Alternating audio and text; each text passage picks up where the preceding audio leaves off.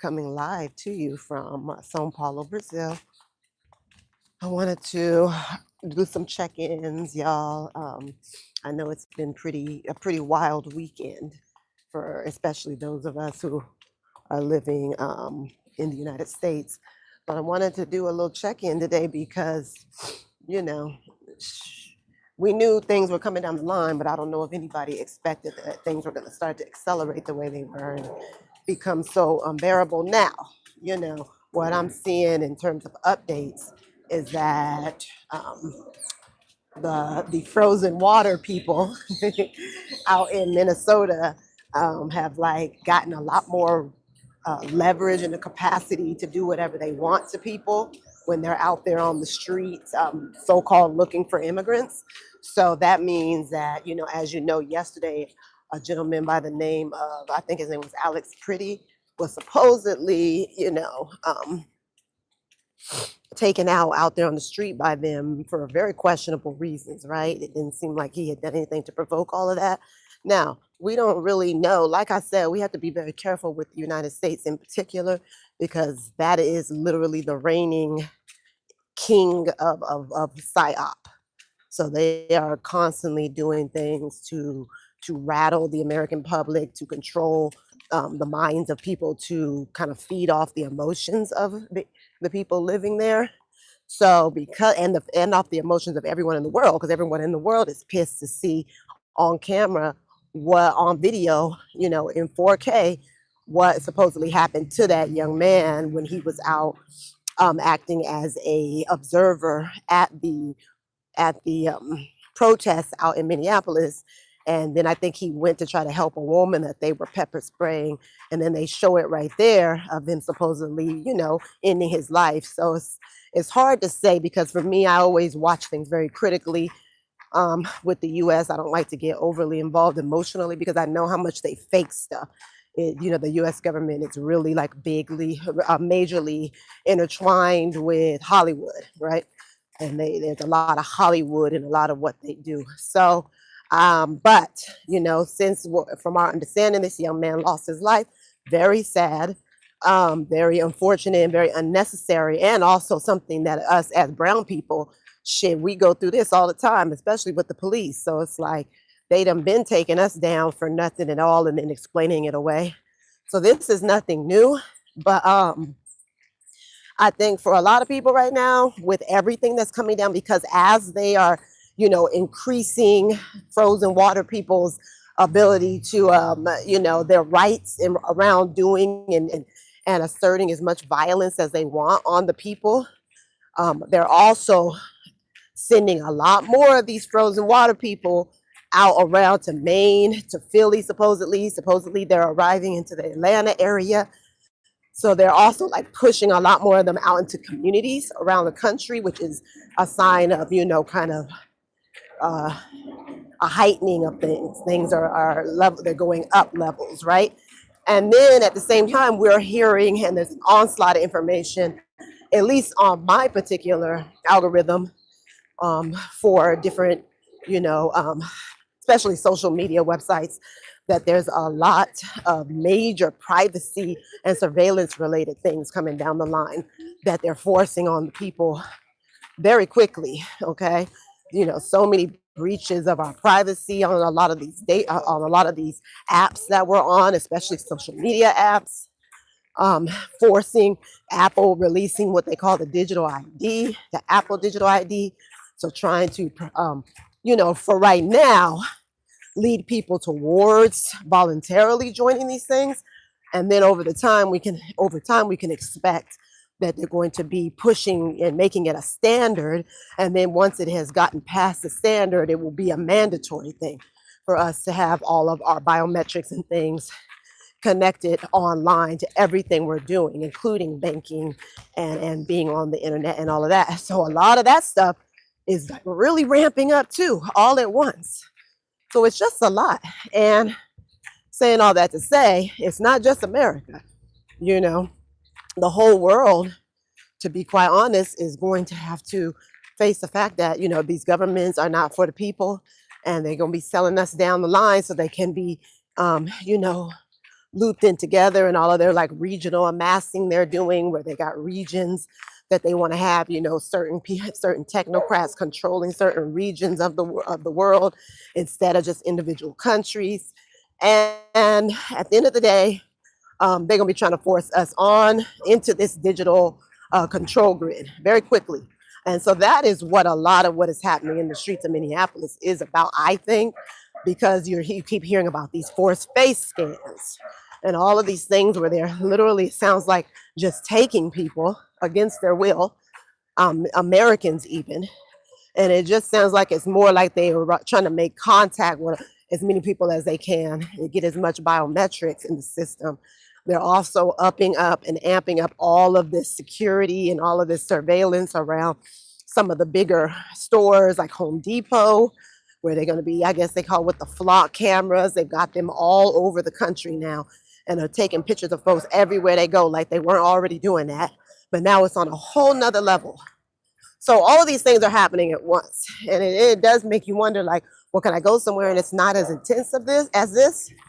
I don't really know at this point. I would say I wouldn't want to be in the belly of everything that's happening in the US right now, but I don't trust none of these leaders. You know what I mean? I don't trust none of these people that say that they are, you know, for the people, that they're looking out for the interests of the people. They're elected politicians. None of them are to be trusted because they cut deals and do things in the back end that are very beneficial to them and theirs at the expense of everyone else. So it's just really something that you have to go internally about. Is it time to leave? I would suggest trying to find somewhere to go, maybe that has a slower adoption of these things. Because again, we're just trying to buy time for the inevitable. These things are coming. We won't be able to get around it. They might not come everywhere, or it might take many, many years for them to go everywhere. But these things are coming down the line now because this is their big plan. This is what they've always wanted. They want everybody on this grid where they can, you know, it's a social credit system. You probably are only going to be getting like a certain stipend monthly to live off of, if anything. They want to control people's money, their banking, their assets. You know what I'm saying? They have it all locked into their biometrics. You know, so they're able to you're basically like a file, and they can delete that file if they want to. And, you know, and basically cut you out of society and the ability to operate within society. I mean, it sucks to have to be so dark, but this is kind of the dystopian movies that they've been putting out so they can let us know what they had planned. Yeah, that stuff is coming to true life right now. It's coming to pass. So I just think it's not time to be fearful, though. I feel like those of us who can see the writing on the wall, we're going to get ourselves positioned in the right place at the right time. I think that we also, you know, those of us who have the call to maybe move out of the way and get out of that mess, because what they're doing right now is accelerating kind of a civil situation so that they have all these powers to enact certain acts like insurrection and different things like that, so they can really get it going. Because at the end of the day, you know, they do have military and very trained individuals, unlike the frozen water people, that can come in and really control a crowd and use all their technologies and their weaponry to really deal with the people in the nation in a way where that we would not have much, you know, ability to counter it. And so it's very sad because, you know, the people aren't sure what to do. They're like, should we just amp up? Should we just start carrying ourselves and come out there and just deal with these fools? And I don't know if you all heard, but a lot of these ones that are out here in the streets, the frozen water people, they're finding out a good portion of them, 100 and something of them that they know of so far, come from the Big I. I don't even like to say nothing about them because every time you say something, they lock your video down. But the Big I, you know what I'm talking about, the nation that's got the hidden hand and a lot of the mess that's going on the planet, a lot of them come from their armed forces. So here you've got these beings that don't give a F about folks from the United States who are in the United States doing this this paramilitary craziness out in the streets, you know, voluntarily killing and doing and pillaging and beating and running around and picking people up, and they're not even American. So they're not, so it's not what people thought, where it was all Americans out here just turning on each other in terms of the frozen water folks. It's actually, they got these foreign entities, which lets you know kind of where the US is in general. It's giving coup. It's giving coup d'etat. So, yeah, I don't know. I would just tell people, like, if I think about all the countries that have been in coups before that I know of, which is a lot of countries, especially in Latin America and in Africa and stuff. I wouldn't want to be there. But then, it is a question of, do you want to be in somebody else's country while your country is basically becoming an enemy to the entire globe? So it's a big question.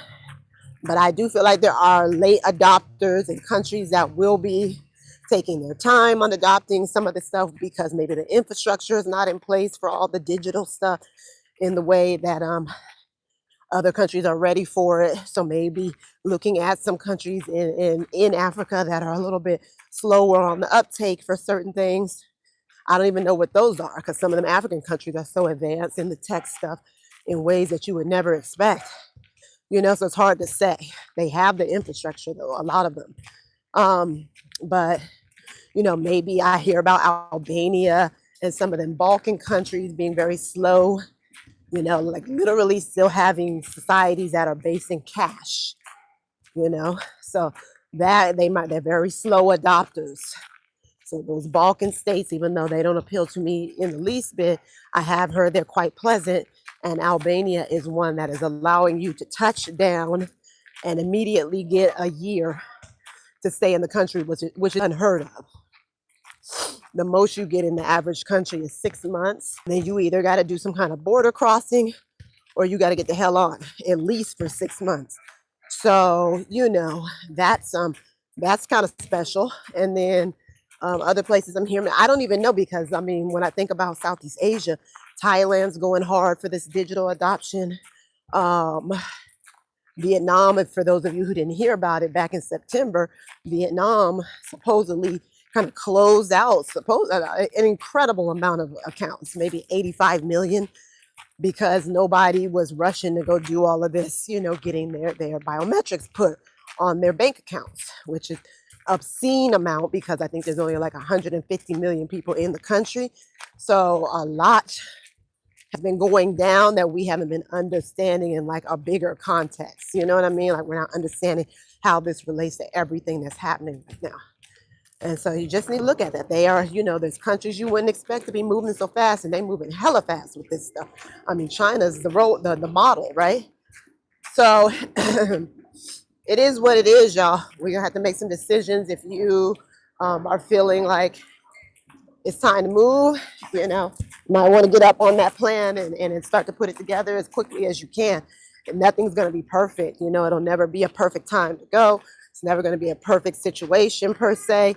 But I think folks have a chance of finding somewhere they can go and like calm their nervous systems for a while, because I can only imagine it's affecting me, and I'm not even in the US. I can only imagine being in the US with my kids, and feeling the terrorism, the terror of not that everybody is moving in fear. I think a lot of us are very good at stabilizing our minds to where we don't allow fear to overtake us at this point, and especially at this age, more mature people, especially women.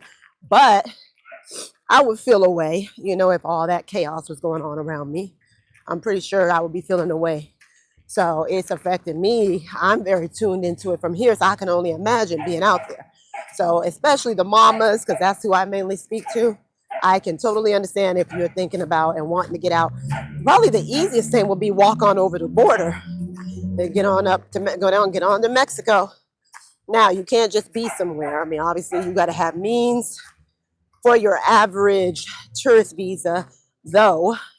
Usually you get 3 months, 6 months, and you do not have to prove, usually, income and things like that per se. Now, some countries do make you prove income, like even Brazil is making you prove some income before you can come in right now. And they implemented a visa last year because we had been visa free. Americans could come in here for free for years.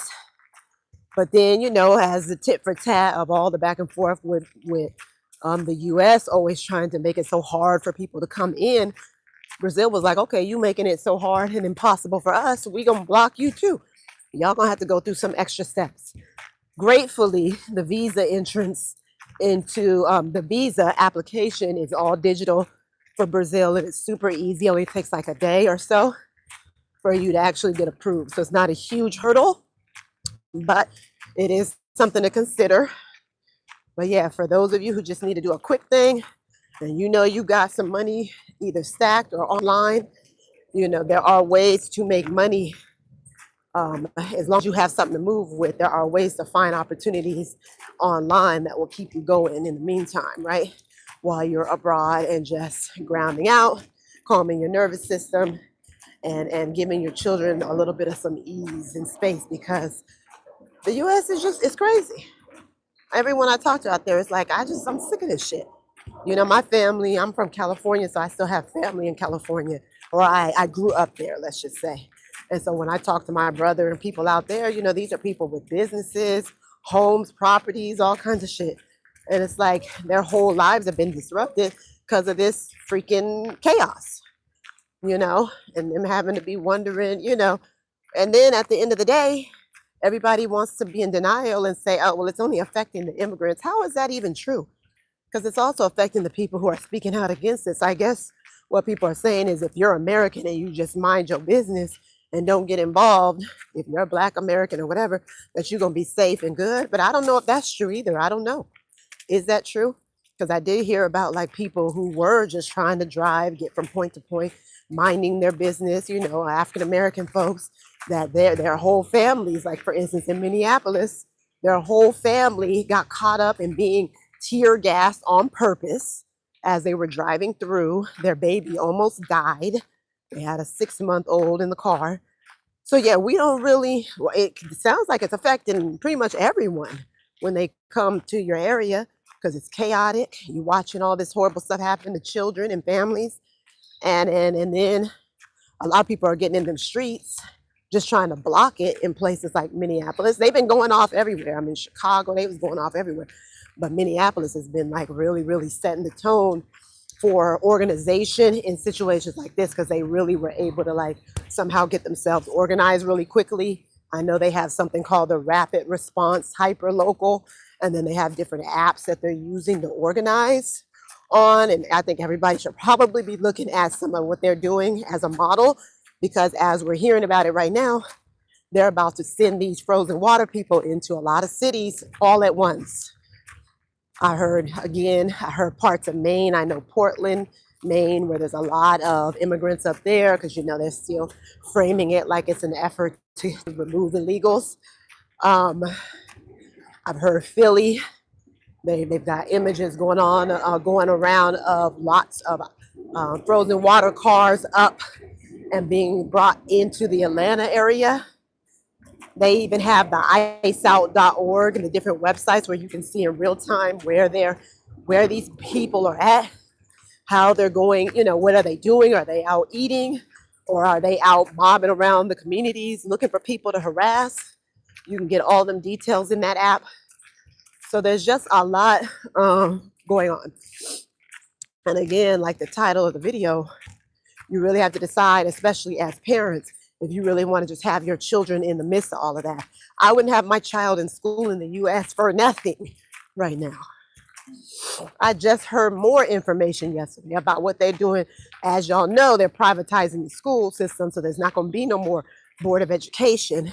Now all the children, actually, I don't know if they're privatizing it, but they're moving the control of the educational system into the hands of the Department of Labor. And on top of that, they're lowering the age of consent. They're lowering the age of the capacity to work, so you can start working at a younger age. And the control over the educational system is going to be under the Department of Labor. Like, what are we talking about? All of this stuff is just so bizarre. So it just shows you that they moving on a whole nother thing. And if you don't read Project 2025 and the National Security Strategy, and you don't really get a sense of what the plans are that they're putting in place, you're going to be lost, you're going to be confused, and won't be able to like connect all the dots. So And that's why, I mean, social media is great and everything, but because they're doing so much tracking through these apps, it's getting to the point where more people are going to be getting off of here and off. I mean, this isn't social media, but off of these apps, right? I know I had to get off of TikTok, which I used to enjoy, just for being able to get on the spot, up to date information. But I went ahead and had to take it off of my phone because they have like amped up like the levels at which they're monitoring and surveilling you through that app, since it just got into the hands of the US as well. So they have some kind of migration thing going on where they're trying to, I guess, migrate Americans onto their own version of TikTok away from the rest of the world. As y'all know, China sold a portion of that app to the United States back last fall sometime. And so that migration is taking place. I don't think it's not done, or I don't think they've completely separated folks out yet, but that's happening. And with that is supposedly coming a lot more crazy surveillance, like related capacity for them. And I'm like, I think I'm good. We got enough of that going on right now. So yeah, y'all, there's a lot to think about. Also, I was thinking about going back, and there was one point in my life where I was, making sure I was using more private browsers, more private email, and all of these things. And all of this is coming back now. It's like our privacy is being invaded in incredible ways. And I don't think that running from country to country will necessarily keep you out of that. But I do think if you are able to disconnect from the US system, I do think there are ways for you to go somewhere else and have more privacy. Somewhere else, like what we talked about earlier, Albania, certain African countries, certain places, maybe in Southeast Asia. I don't know. For me, Asia just seems to move fast with this kind of stuff. Latin America, there are countries that are kind of taking their time with things. Mexico is one of them that seems to be very thoughtful about a lot of this stuff. And then at the same time, I've heard Mexico is doing this digital ID thing soon. So it's hard to say. But yeah, I mean, Brazil, for anyone who's interested in Brazil, for instance, great quality of life, great country, but Brazil's already super on a like type of control grid type of situation because everything is kind of digitalized here. So like mostly you don't even touch cash here, which I say is probably similar to the US now. But here we use a payment processor called Pix to do everything. If you have a bank account here, and baby, it makes everything seamless, smooth. But that is what they're selling us on as they, continue to implement more of this technology that is going to have everybody under this tight control. They sell us on, oh, it's going to make everything seamless. It's smooth. It's easy. That's how it's the convenience piece that's getting us. Okay. And so they're going to continue to lock us down more and more for the sake of convenience. And Brazil is one place that is very much already has a lot of that in place, that infrastructure already. And it's not in an obnoxious way, right? Because it is convenient, but it just makes me think when it's time, they're going to be able to move on things and implement things very quickly. And I know they're already in the process. And so you have to be thinking, okay, if they come with this ID thing, am I going to be doing that? Like, am I about to jump on that? I mean, most people are halfway there already. They've got the Apple Pay. They're doing everything digitally. They don't even use cards no more. They don't touch cash. So it's like, okay, next step, just tie all your face and your fingerprints and all your stuff up in it. And then we got you, You don't got to do nothing. You don't have to have nothing. Just your body to do everything. So it's very controlling. It's very concerning, very dystopian. And it's coming real quickly. And I don't even think here will be a safe space away from that unless I just decide to go more so off grid, and just lay low and not participate. I think you can opt out. It just makes you way less likely to be able to kind of thrive in society, right? If you opt out. So that's a lot of what's going on. And then I've heard that they are not going to be allowing people to opt out at a point. So, who knows what that's going to be looking like. So it's a lot to think about, y'all. That's why I say everybody just needs to do what they feel like they need to do, go where they feel like they can feel the best and the safest, and have their nervous system be regulated. This is a good place for that for me for now. I wouldn't want to go anywhere, even if things do start getting kind of crazy out here. I would probably just be looking for a smaller town or somewhere else to be, because I think it's a great country in terms of most of what you experience out here, and the spirit of the place and of the people. But I don't trust none of these governments. Forget that. Not at all. So yeah, y'all, it might be time to make a move. I can never give them. I'm never gonna tell. I'm not one of these people that come on YouTube like, you guys need to run quick, get out of there. I know it sounds very uncomfortable. I wouldn't want to be there. But, I'm not into promoting a fear-based mindset in that way. So what I say is, if you can do it, you probably should, just to save your mental health. If you can do it, if right now, if you did it now, maybe it wouldn't be perfect, now or in the near future. Maybe it wouldn't be perfect, but it would be doable. If you have that option, it might be time to go ahead and, sell that property that you've been wanting to sell, and, down, kind of liquidate and get going, just so that you can kind of have an outside observer role instead of being in the midst of all this mess that at the end of the day, we don't know what's going to happen. You know what I mean? We really don't. We don't know if Congress is going to, do what it's supposedly supposed to do and check this shit. Nobody knows what's happening down the line. All we know is that they said in a few documents that they published last year and over the last few years, that they had some certain things they were trying to accomplish. And right now, according to what I have seen in some charts and stuff out in that Project 2025, everything they laid out to do there, they've already done half of it. And that's why everything feels like it's so hyper speed. It's going so fast because they have certain things and plans that they're implementing, and they're full blown with it. Everything's coming in so fast. The surveillance, the frozen water, people going out all over and terrorizing in different cities. Like they're just pushing. It's faster and faster and faster. And so that's a lot. And I personally would be very uncomfortable. But, and at the end of the day, you gotta do what you gotta do. If you can do it, you do it. If you can leave, you should probably try to leave. If it looks like it would just really have you in a destitute or concerning state, maybe that's not really an option for you. But I definitely support anyone who wants to get the hell on, especially parents. I would not want my children in that energy. I never even wanted my children in that energy over the years of their lives. I never liked the United States. I never thought it was healthy. I didn't like how brainwashed people would be when they stayed there long term. So I will always make sure we were only there for times, bits of time, then we would leave. We always have been in and out. We always been living on islands outside, in the Pacific, in the Caribbean, other countries. I never wanted them inundated with the psyops and the school shootings and all of that. I just was always really particular about it.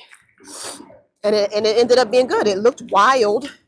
I was definitely not persecuted, but judged pretty heavily, especially by family and even friends who were just like, whoa, she's wild. But they didn't understand what I was seeing, or the vision that I had, or what, the dreams that I would have, or how I understood that things were on a really rocky path. And if anything, people's mental health was really going to take a hit. And over the time, I have seen that was the most astonishing thing, how much people's mental health is impacted while staying there. That's why you have so much of the weird violence and all of the very concerning things that you really don't see in too many other countries. So there's something off. There's something really off, y'all. So I just hope everybody can figure out what they want to do and make a strong decision on it. If anyone needs any support, I'm here. Some of you who do watch me know that, I do support families, consultations, coaching. We can do even a long-term thing where I help support and get you sorted out in the new place.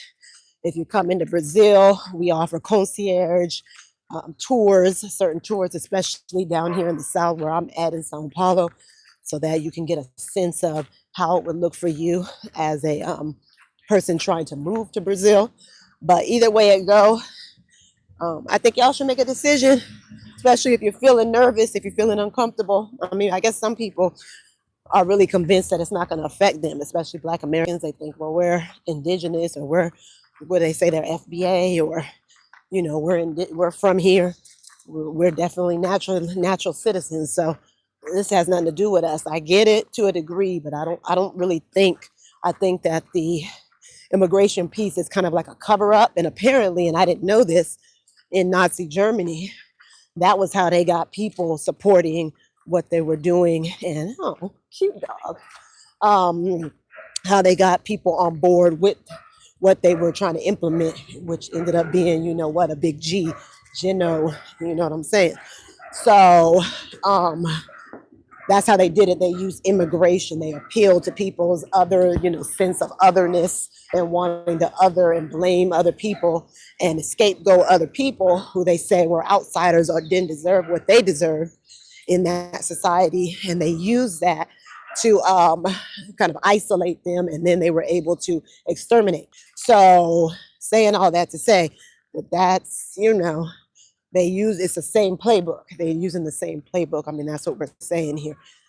It's not new. So the immigration thing, I think, is a cover. I don't think that's what they're really. I think it's more about what we were talking about earlier in this live, more of the control grid. So, yeah, and everything else, because it's always layers.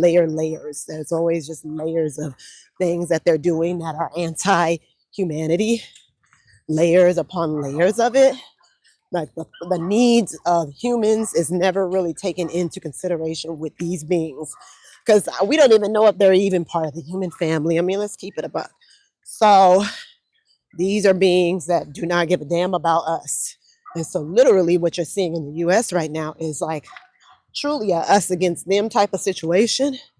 And the main difference, yes, we have the numbers, but they have all the tech, right? So who knows how it's going to move in the future. But if you do need help, if you do need support, I am going to just drop my links below. You can ask me any questions, especially about Brazil. I've lived around Latin America, the Caribbean, a little bit in Europe, some of Africa, some in the Pacific. So if you have some Central America. So if you have any questions and you want some support about even a particular country, I may not have been there or lived there, but I am very much, pretty versed in different regions of the world and what they're offering right now and how you can make, different people can make it work for them in terms of a move. So I'm definitely here to support and help. Does anyone have anything to say? I appreciate y'all coming on and watching me. That is so sweet. Anyone on here?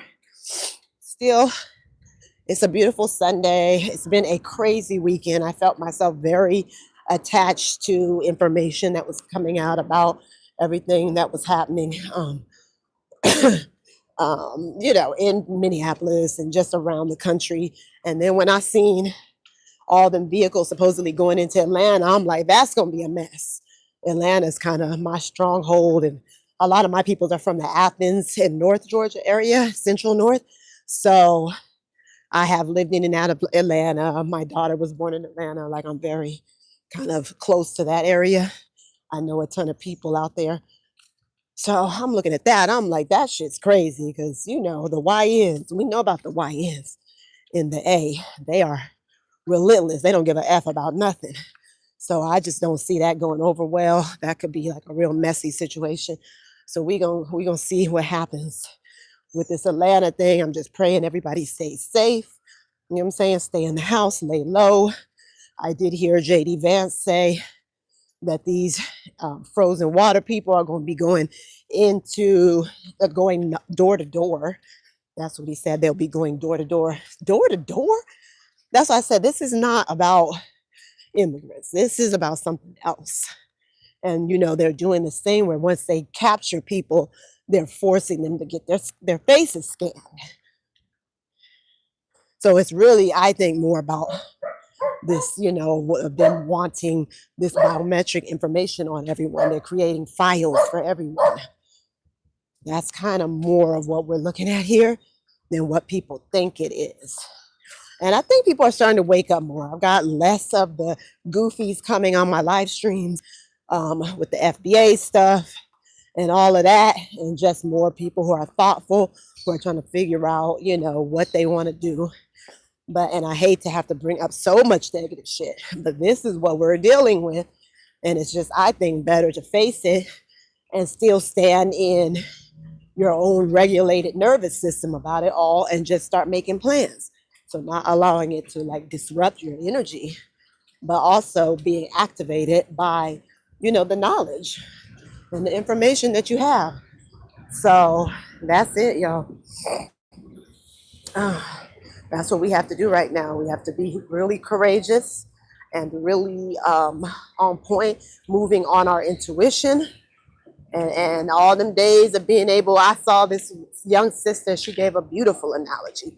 She was directing her analogy at the Caucasians that have been sitting back, letting all kinds of horrible stuff happen to people that look like us, brown folk, black folk, so-called, and sitting back and being so comfortable with that, like being okay with that because it didn't impact them.